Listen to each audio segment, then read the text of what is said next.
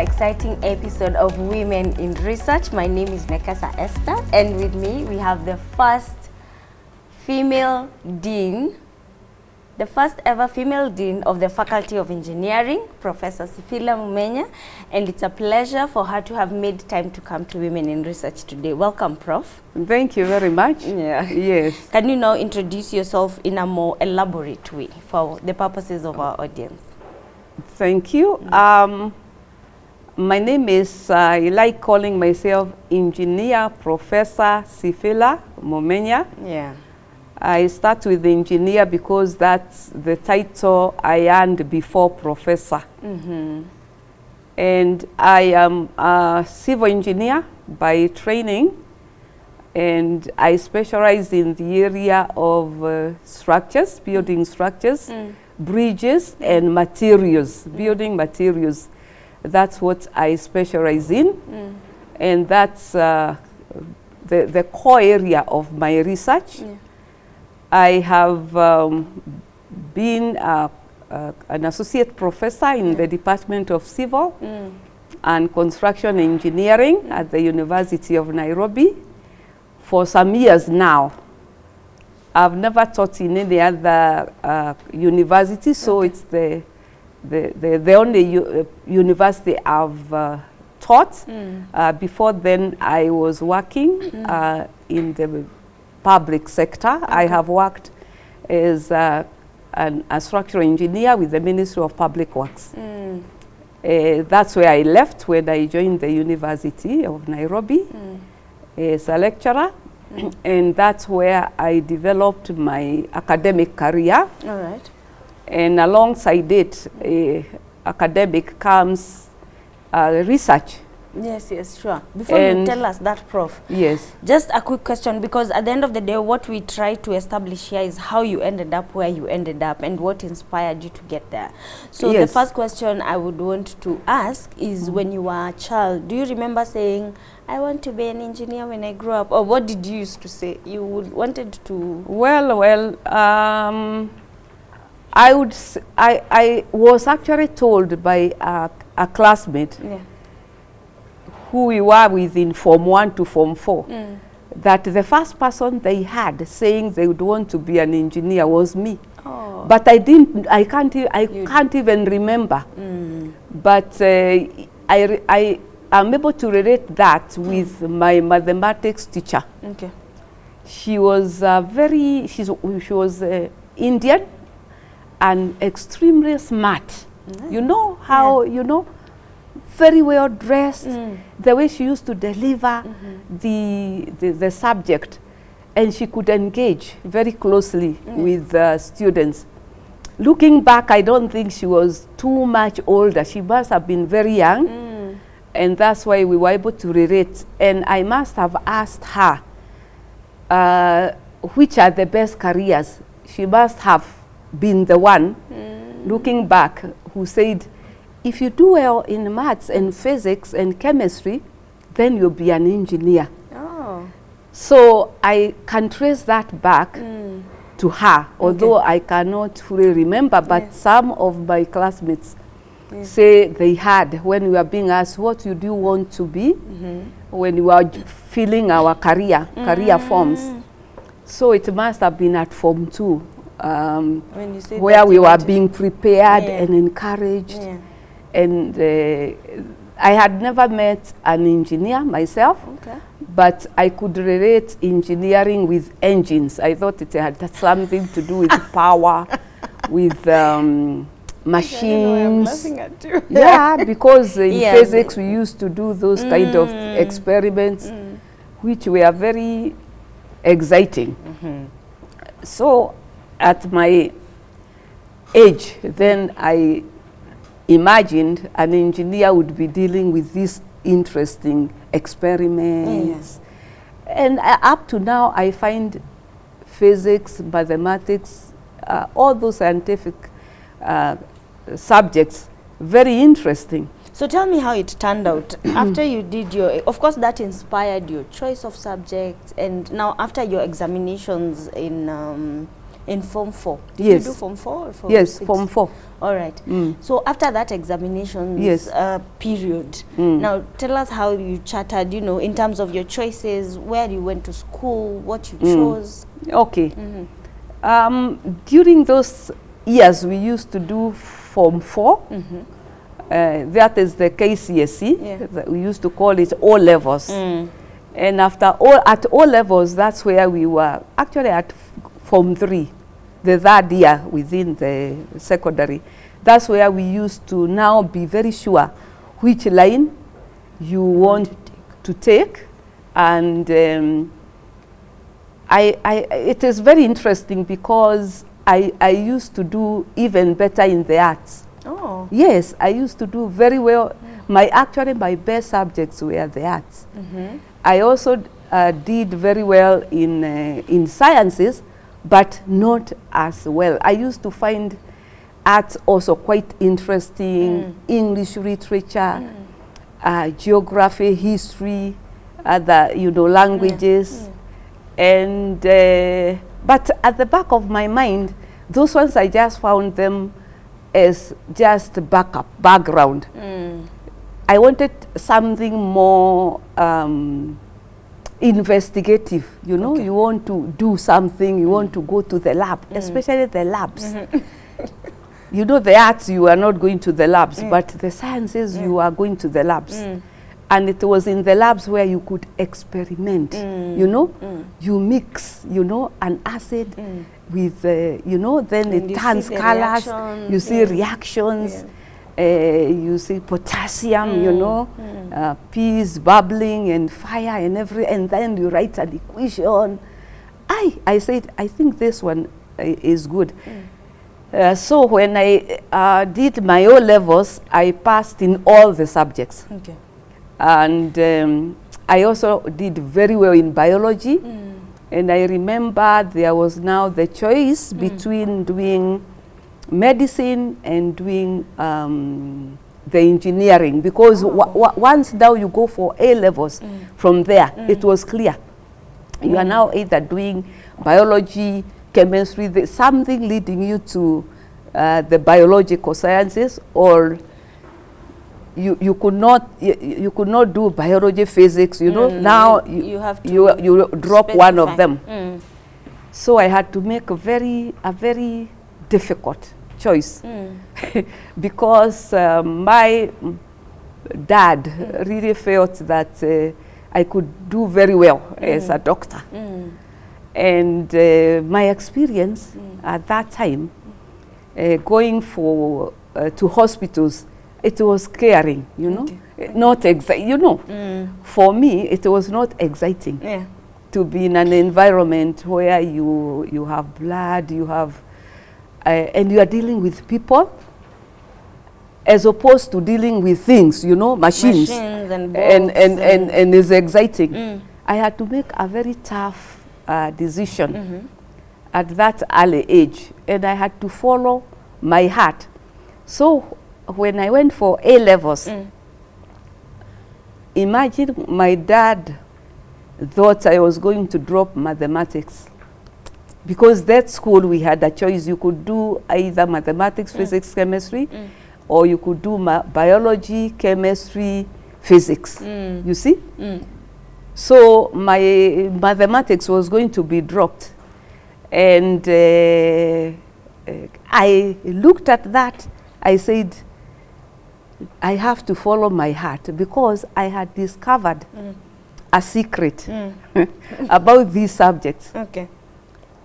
If you want every other subject grade to come up, have mathematics. Mathematics has a pattern of pulling everything else.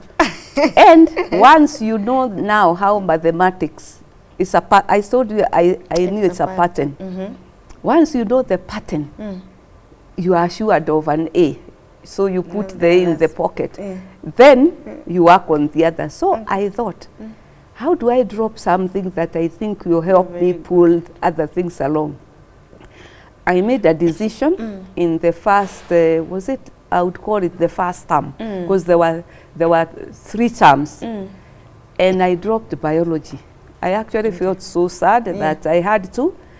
And because I dropped biology, and you know, maybe now because of the rights of young people and everything, when we were young, one of the motivation was to please your parents.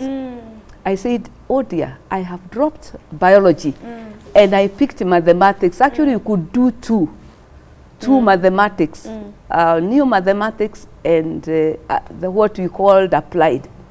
I decided to do applied on the side, new mathematics as my major, then physics and chemistry.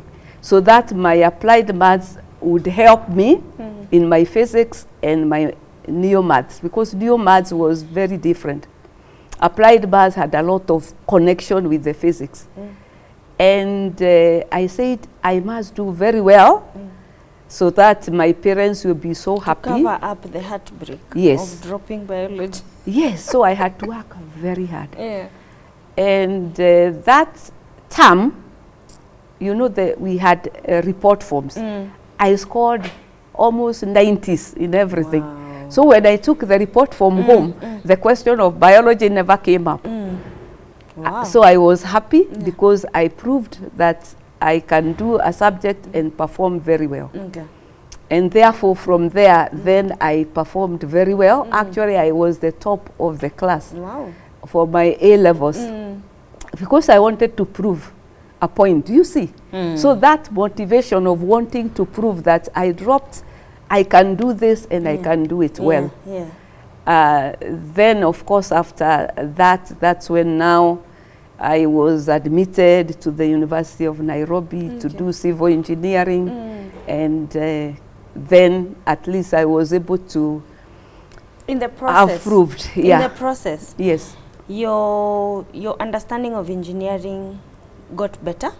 Yeah. And by the time you're coming to do civil engineering, do you understand what it is? Yes. Okay. Yes, because there was even other choices. Actually, I was even I had been admitted to a UK university to do chemical engineering, and I did a bit of research and I asked, where would chemical engineers fit? I was told, no, I know somebody who has done chemical and they work, I think, with Elliott's, you know. I said, no, but I want an engineering that is very broad. So I checked. I was able to check and know what is expected. All right. And I knew civil engineering has to do with roads, with the bridges, with the buildings, with the dams, with the water. Okay. And I wanted something now very broad in engineering, so that I can then narrow down as I go along. And I found civil engineering quite okay. Do you remember how many you were in the civil engineering class or period by the time you were graduating? In terms of we were 60. Women. Women, you were 60? Women, we were 1. I was 1. Oh yes. My goodness. In a class of 60. Yes. Congratulations. Yes, I was 1. Big deal. I would want to see your class photo. Yes, yes. Wow. I was alone. And even when I came to the first year, I was alone. There was no woman in second year. There was no woman in third year. So I would say if there were 180, I was 1 over 180.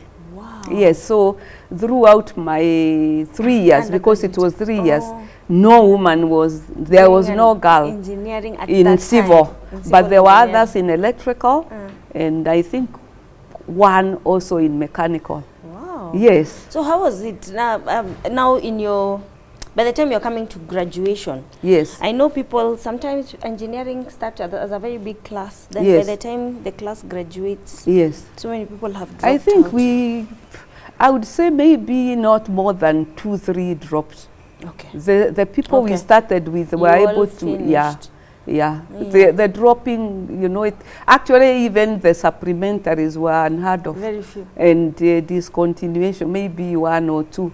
I'm glad. Yes, so we were able to just sail through. At the time, Kenya had job opportunities. Yes. You know, there's, as we hear or we know of, by the time you guys were completing your fourth we year, used to be fished. You have jobs. Yes, they used to come and poach us in class. Tell us your journey from there now. So when we were in our third year, the final year, just before the exams, industry, I would now call it the industry, people could come and just call us and market themselves. Oh, I work for this, we are looking for this, can you register? And if you want to work with, if you are mechanical, want to work with the motor industry, with the railways, even with the ministry, the Ministry of Public Works, they used to, during the last holiday, you could be given attachment just to go through the departments and have a feel of what is expected. So I had a chance during one of the holidays to go to a department in the Public Works, and I worked, you know, there you are just given drawings, you draw this or go to site, or I remember I was my very first attachment, we were doing levels, drainages, you know, and I thought it was very interesting, you know, to take levels, to transfer the information on a drawing, and so on. And then on another holiday, I was attached in a consulting engineering firm that used to do a lot of work for the government, Kenya government, and even in East Africa. And we were able to be taken through projects, like some of the projects that you see around. I see a building, I remember the finance house, and we were given an opportunity to just go there and supervise. And I remember it was very interesting because some of the construction methods were 24-hour. And and we could say, I want to be put on the midnight to morning shifts. I want to work at night, you know. And it was so interesting because if you are working from midnight to morning, then you could be provided with transport from home, you know, the little incentives with the supper. And then picked in the, you know, little incentives. And you could go and be there midnight to morning, supervise, see how steel is fixed, how work is done, you know, at the floodlight, the mixing of concrete and everything. For me, it was adventurous. It was very adventurous. So as an engineer now, I'm assuming by the time you've graduated, you are an engineer. Right. You are a graduate engineer when you graduate, and the first thing you needed to do then was to register yourself with the Institution of Engineers of Kenya, because after you graduate, you need now to be trained to be a professional engineer, to be registered or to go through the professional exams. So that one we used to, that one was. The farm I eventually landed in had a very good program for graduate engineers, where you are attached to a professional. A group of you could be attached to a professional to work under.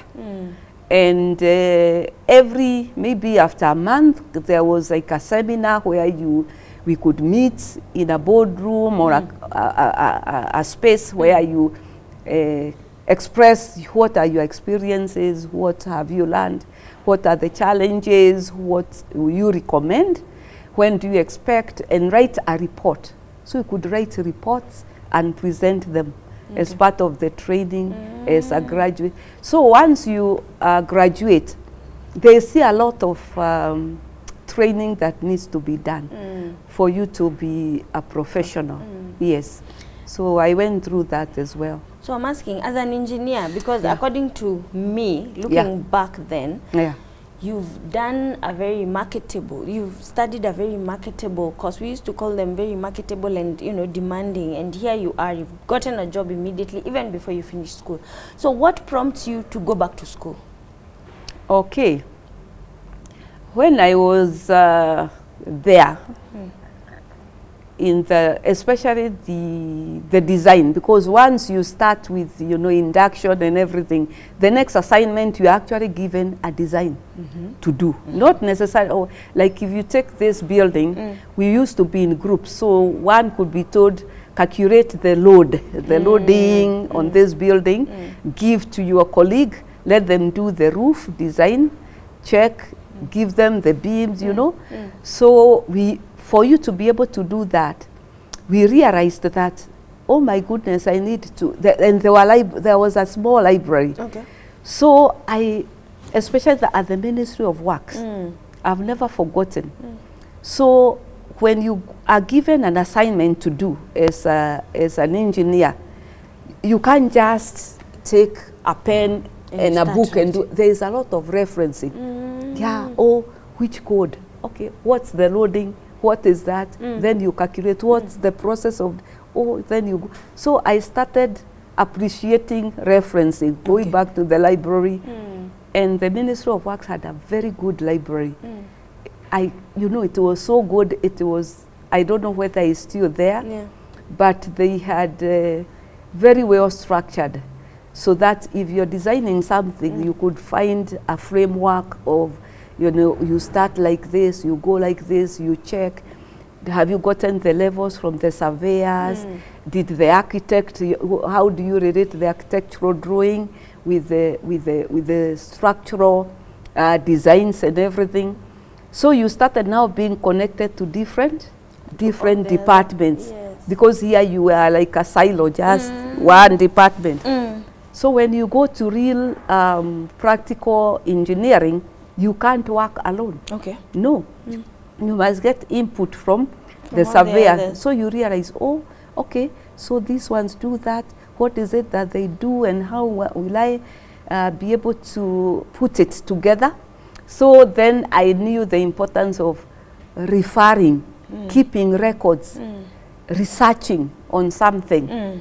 And I think once you do that on the standards, what standards are there, which are superseded even, you know, because some are superseded. For example, we were being taught with under different codes of practice, British standards, because we were a British colony. And even these standards kept on being revised. So you must know, from this revision to this, what has been appended, what has changed from what I was taught. And therefore it became very important for me to know, as an engineer, to keep up, I have to know, to start reading. So I even started coming, you know, over the weekends, coming to the library to revise, you know, oh, now let me put into context what I learned. And then I started learning, oh my goodness, this looks like interesting. When I looked back now at my notes, because I never threw away my notes. Up to now, you know, I feel very worried when I see students throwing away the notes, because you don't need them. So I went back to the notes and I was reading. Then I realized, oh my goodness, you need to keep reading. And therefore I approached that time it was Kenya Polytechnic. And I asked somebody who was working there, is it possible for one to do even part-time teaching, so that as they teach, they also learn? And I was given an opportunity to teach, even before I went back to, even for my master's. Yes, that's why I want to hear how you translation. Yes. So I was now teaching. Actually, I still remember it was soil mechanics. And that was lab, you know, going to the lab, demonstrating to the students how this is done. And I once in a while I could also give them tutorials and set exams, mark. Then I realized, this looks like interesting. And so I started looking for opportunities to master, because you cannot be teaching. Okay, I was teaching diploma. I had a bachelor's teaching diploma, so I said, okay, if I have a bachelor, I can teach diploma. I think if I have a master, I can teach bachelors. If I have PhD, I can teach masters, you know? So the journey then began there. And the more I taught, the more, of course, I was multitasking a lot. But even up to now, to today, it's only that you cannot isolate just teaching as a stand-alone, because you also have other things. That I find the most exciting thing. Oh. Yeah, just teaching, just, you know, you read something, you understand, and you stand and teach somebody else. I find it very inspiring. Fulfilling. And you find that somebody else has understood. Yeah. So there's something from your head to somebody else's head. You feel like you are being born again. So it's a nice feeling. So what did you master in? What did you choose as your masters? The program. In masters, in civil engineering, there are different areas. Yeah. You can master in structures. You can, where you do structures are buildings and bridges. Those are structures. You know, the static things in the built environment. You can also do water resources. You can do environmental. You can also do transportation, where you do traffic flow and design and safety and so on. You can also do public health, things to do with wastewater and treatments, plants, and so on. So I did I even choose, you know?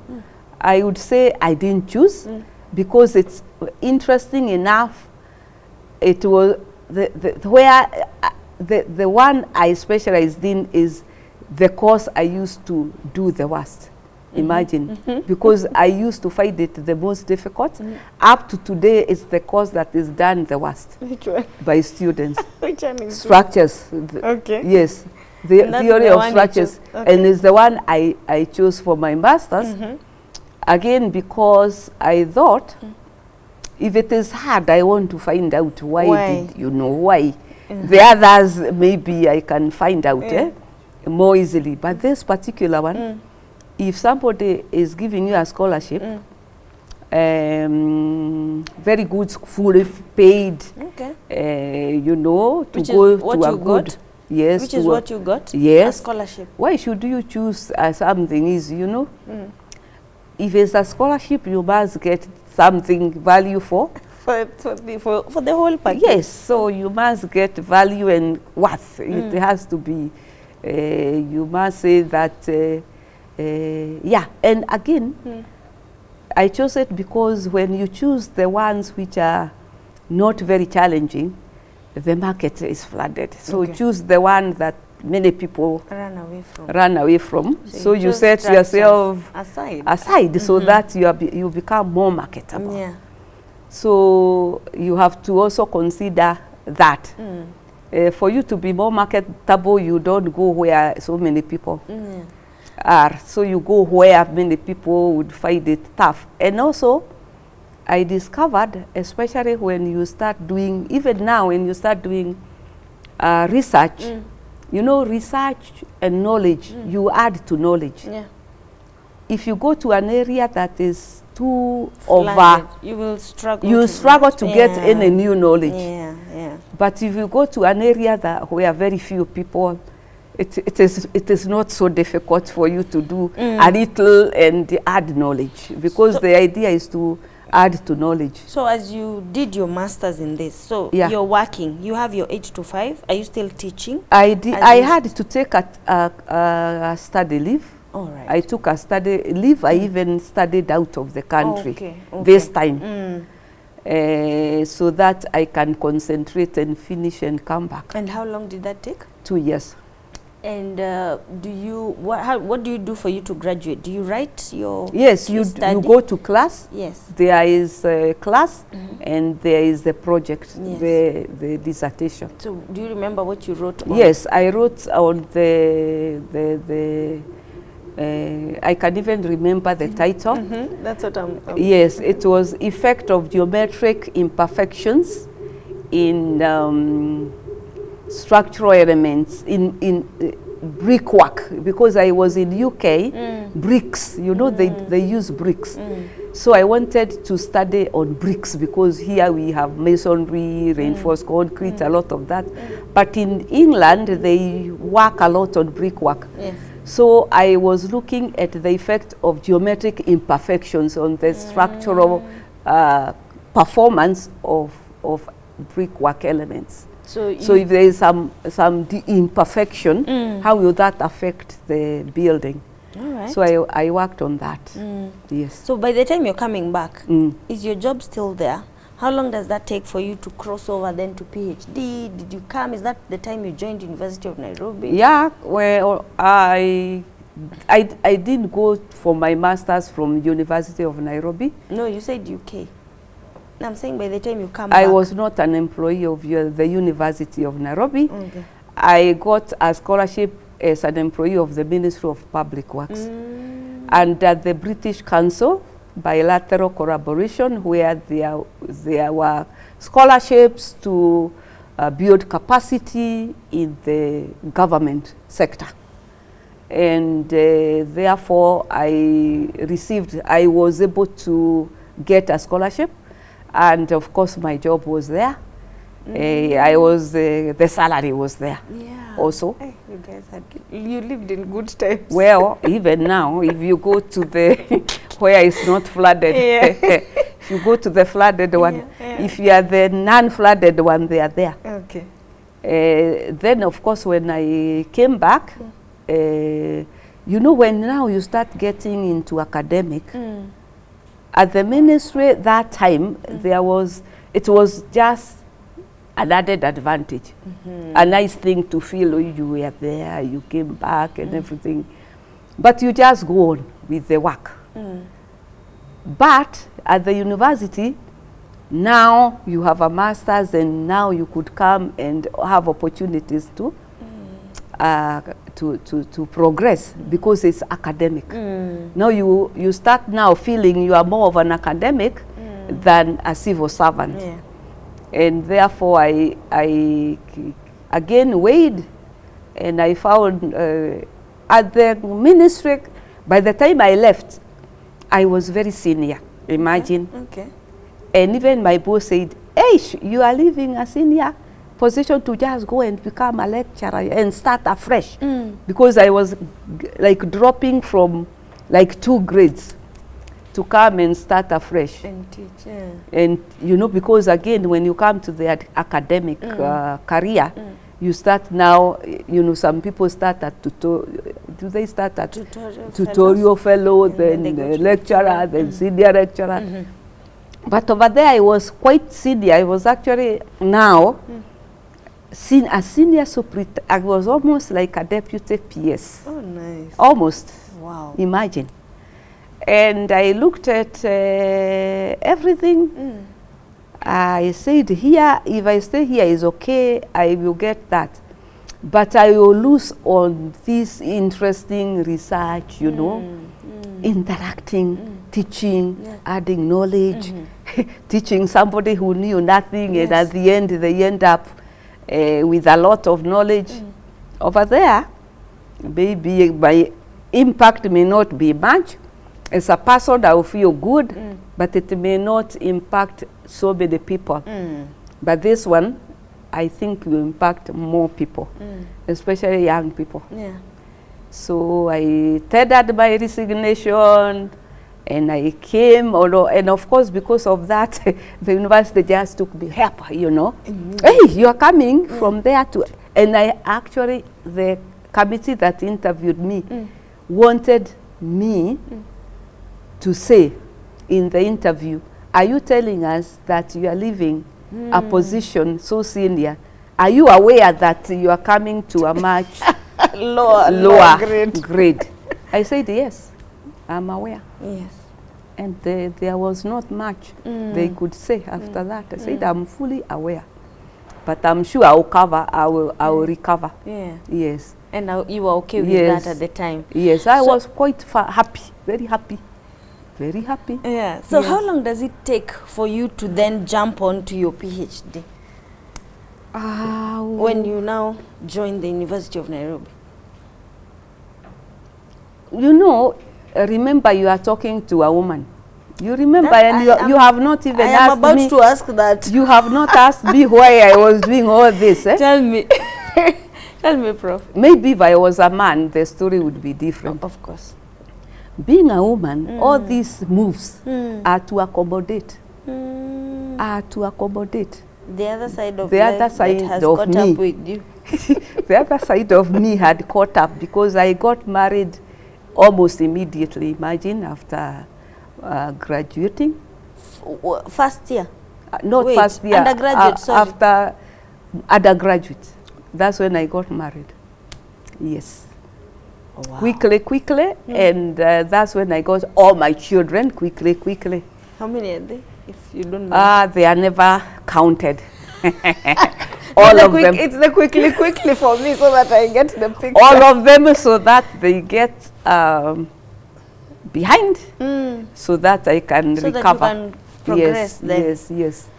Wow. And So by the time you went for study leave, for now I'm masters, I curious. had all my children. And you left them here? I carried them with me, Oh. and the husband. Oh. Yes, Wow. we all went abroad. Okay. Imagine, a story for another day. Definitely. But I was going to ask, Prof. You are going to ask. So how, yes, so how you How were you juggling, juggling. and how you are doing. That's why I asked the Yes. question of teaching and masters. Masters and all that. Yes. Yes. I think on another interview we will dwell on that. Yes. But I had to accommodate all that. All that Wow. had to be fully accommodated and carried along. Yes.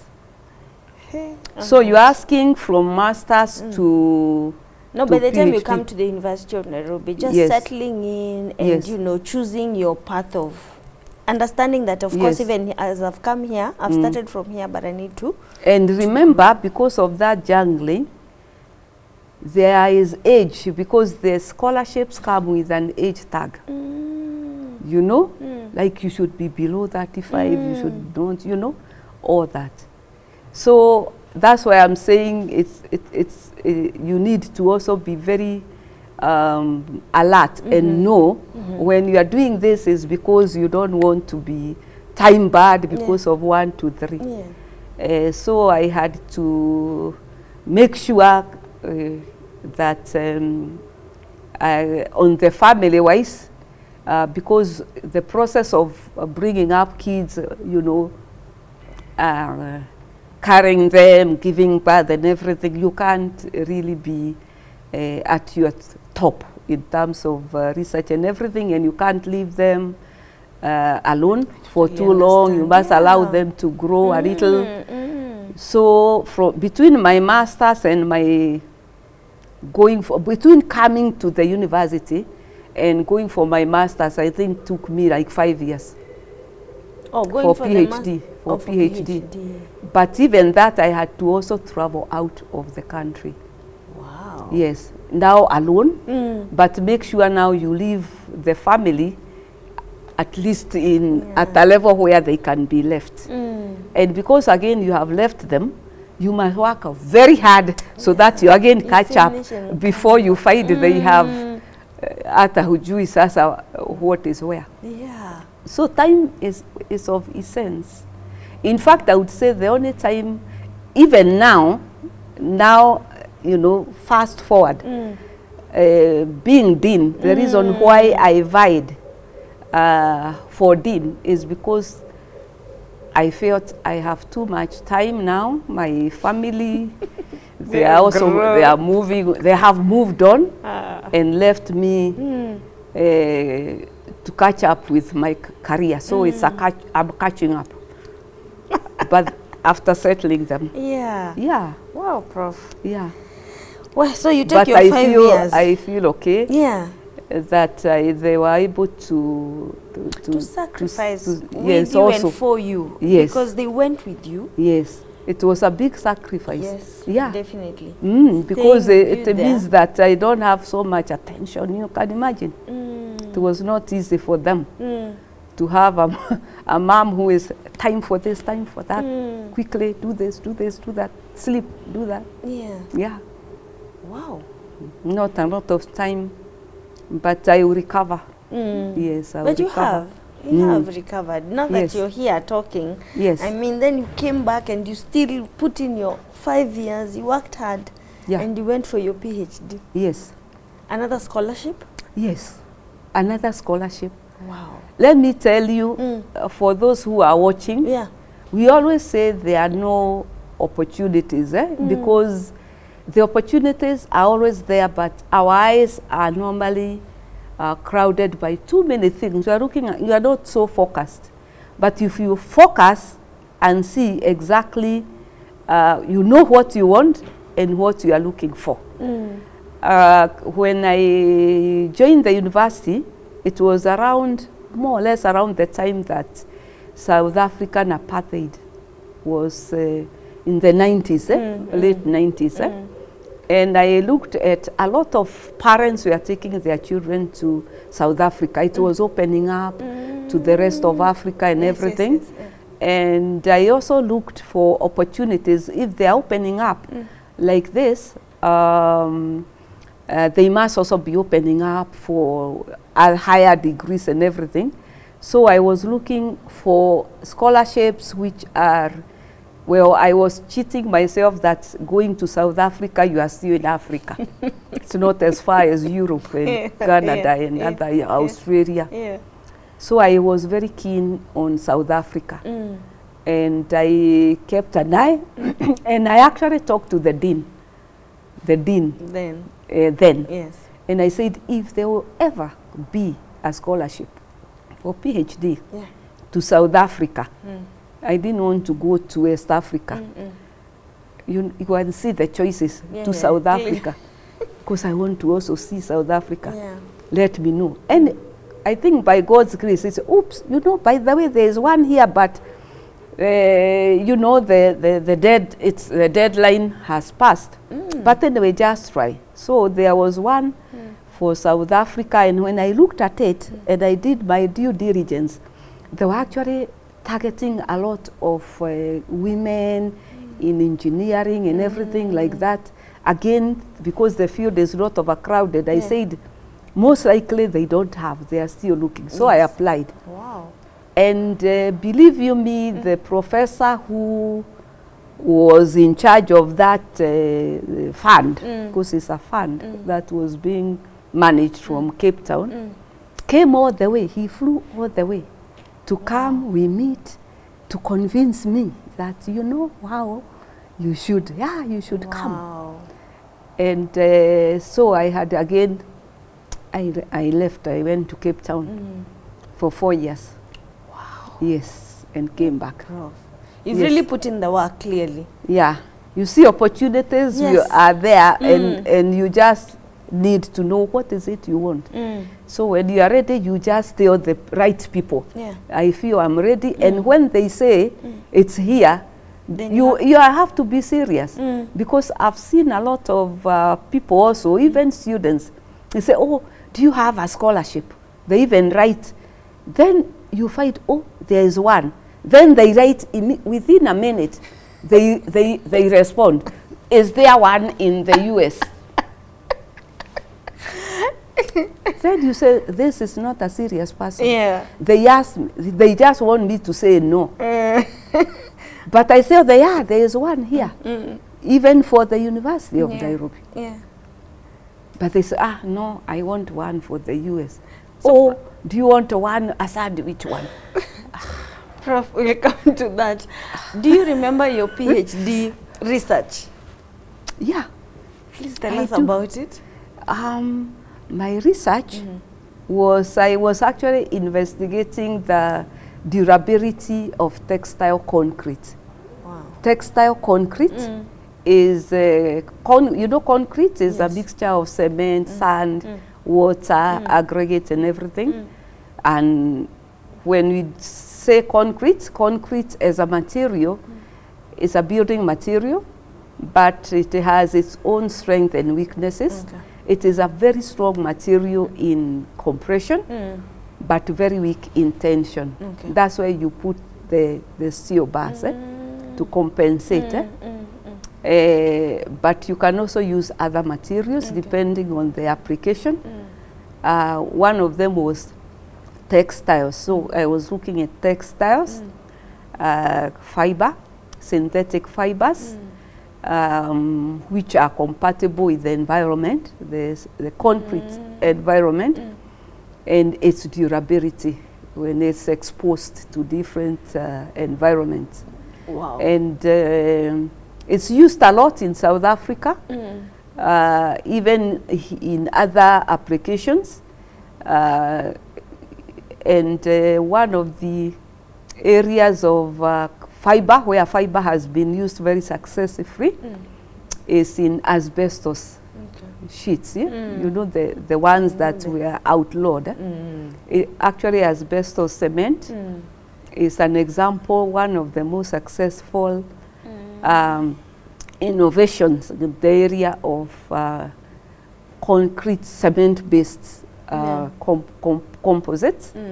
But it was outlawed by the World Health Organization because, yes, All right, it was Prof. outlawed. I was just curious in terms of what would make an engineer go back to school and go back to school and go back to school again. Because for me, I just think if you're an engineer, then you've made it, and we think there are so many opportunities and there are so many things that are at your disposal that you would be satisfied or content. Yes. But you kept pushing and kept growing. And what does the research landscape in engineering look like? Have you done I still more write research after that? Yes, even now I do, even today, I'm still doing research and writing proposals and looking for areas of collaboration. So I'm an active researcher. Okay. Yes. Is there and I some have of the some things grants. that you can tell us that are not...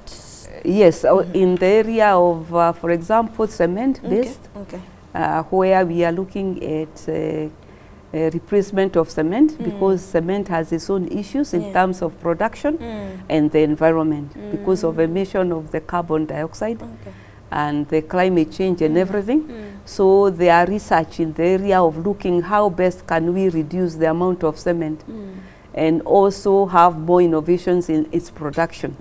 So that area is very active, and I have a number of PhD students working on that. Wow. Yeah.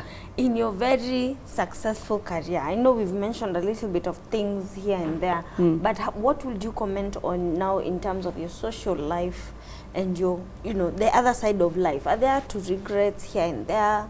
No, I thank God I'm able to multitask a lot. Yes. I'm able to do all that. In terms of social life, at my age now, I am an active member of women chamas. I'm very active in church. I'm in the Women's Guild. I am active. I have my own consultancy firm. I do consultancy work. I have a YouTube channel. Nice. I am active online. I am here at UoN TV. I think I have not missed on social. Wow. No, I just plan when to. What are some of the lessons that you can share with young upcoming researchers, maybe in the field of engineering? What are some of the things that you saw specifically that you could pick and encourage someone? And, apart from the ones that you've already mentioned. Just to focus and understand your niche and your strengths and your weaknesses. Do a personal SWOT analysis. You know SWOT? Have a strategic plan, a personal one, mid-term, short-term, long-term. What are your strengths, where weaknesses? What are your opportunities? What are the threats? Once you define those for yourselves, then the sky is not even the limit. Are you mentoring some younger engineers? Yes, very many. I have a lot of, many of them who have passed through the faculty, and some have even come back as tutorial fellows. Wow. and we are encouraging them and supervising them at PhD level. Yeah. Yes. Thank you so much, Prof, for coming Welcome. to Women in Research. Do you have a parting shot? The parting shot Yeah. is that research is an ongoing activity, and it has to be kept alive, and you have to keep your skills up to date. Right now we are talking about AI. That's the line. That's the area we are going to go into. So let's keep working on research. There is no end to it, and it's inspiring to add to knowledge. Yeah. Thank you so much, Prof. Thank you. Wow, that was Professor SIPHILA Mumenya, and I'm so honored to have met you and for you to have come and shared your story here, Prof. Thank you. Thank you so much for watching, and have a good one.